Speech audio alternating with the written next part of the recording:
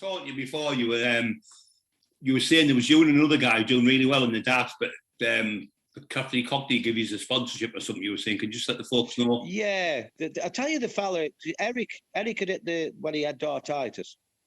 Him and Maureen were together. Then Maureen Flowers, and he wanted to go and sponsor somebody. So they had two people in mind. They had me, because I was a little cocky. I was cocky like him and a bit aggressive towards people, because I wanted Wincy. I wanted to earn the money.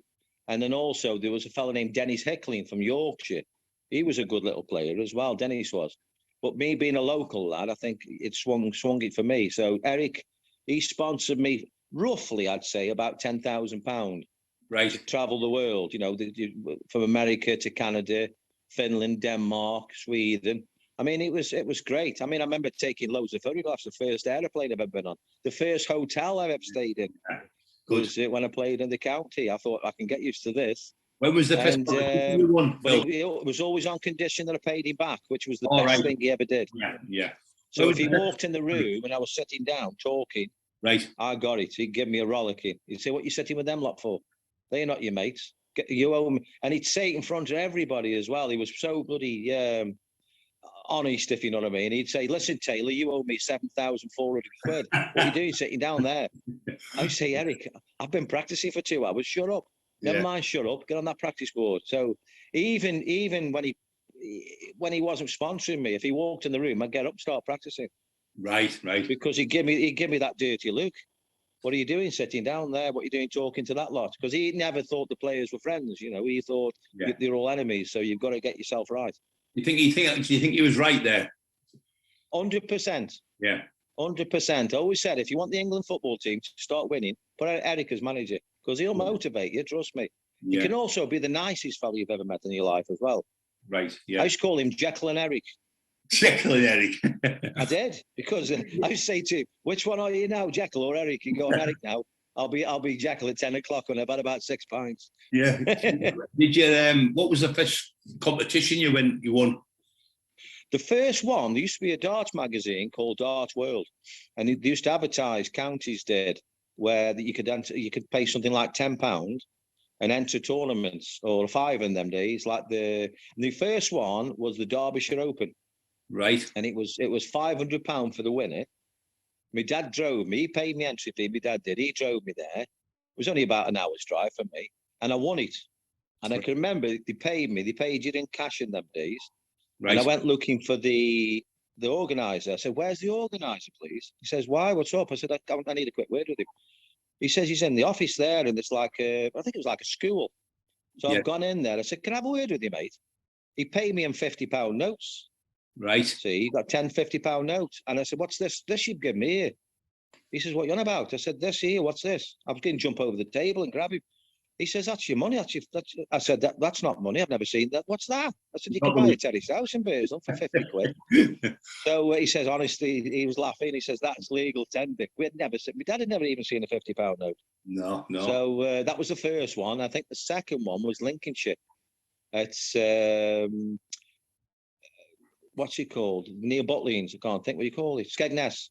And I think that was £750, I think. Right. So it was fantastic. Where I was working and earning like £70 a week, I was entering these little tournaments and winning 500.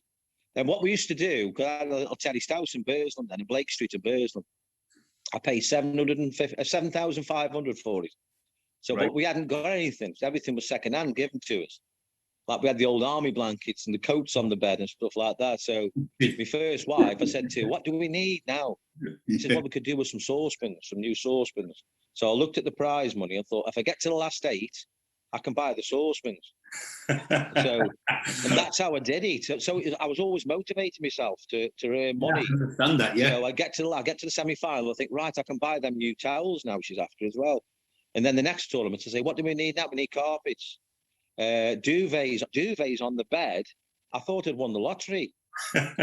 Seriously, it was brilliant to have a duvet instead of having like 10 blankets on your bed, because we had no central heating, and then the windows were rubbish, drafty.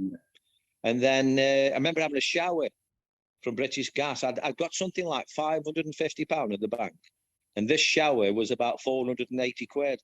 So I said, "Come on, we'll have a shower," because I kept having baths all the time and getting colds, getting chills on me. So I had a shower, and everyone in the street wanted to come and look at my shower. Oh my It God. was all the power shower, so you could fire it at the Oh, kids. Like, it was oh, brilliant. you named the power. I know, yeah, it was brilliant, honestly. So I was going through the house, and then eventually I thought, well, I'm going to try and earn enough money now to buy the house or buy another house, and that's how I did it. I just kept pushing forward, Right. and I was always one for practice. So when Eric sponsored me, the first one was a place called Moncton in Canada. And we went about 5 days early. We practiced together, and I ended up winning it. Right. Which that then put me into the World Championships, last place. Right. And then the rest is history, really. I went there, I won that. I beat Bob Anderson in the final. That put me into the World Championships, and I won that one. I beat Eric in the final. And after that, then, I think the first year, I think I entered something like 50 competitions and won. I think I won 48 of them. So I was picking money up every week. I think you won brilliant. Like there was 13 world titles you won in a row. No, the world titles in a row. Yeah. 8 world the world title, 8 years on the trot. Right, but you were 95 to 2000 and something. You ranked number one. 2003. Ranked. And then I lost in the final the year after, which I should have won. Really. I threw it away.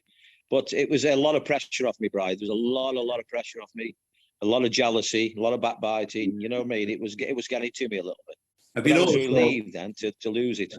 Have you noticed the more successful you get, though, Phil?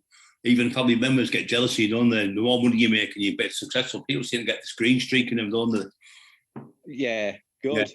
I don't like that. I don't even know you, and they call you. The best thing Eric Bristow ever said to me, you know, Bri, he says, when the players are not speaking to you, that means you're good. Yeah. He says, and then all of a sudden, he said, if they start talking to you and start offering you buy you a drink, that means you're playing crap. And I remember I'd lost in a few tournaments, and then all of a sudden, all the players are talking to me, and it dawned on me. Yeah, thought, right. Hey up, he's right. Hey up, you're being friendly. That means I'm no good.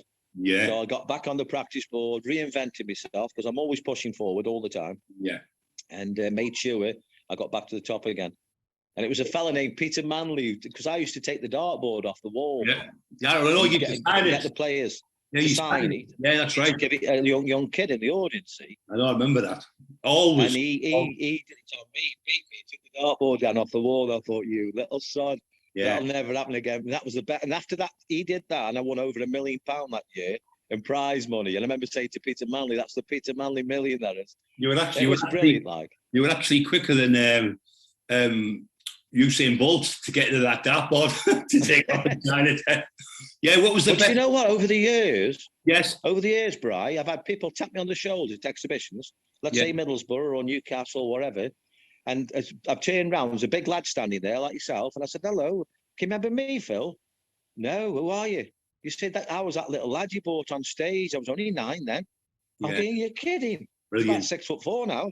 Yeah, I went, wow, how good's that? I know the little memories like that are great in my life. Now I'm retired anyway.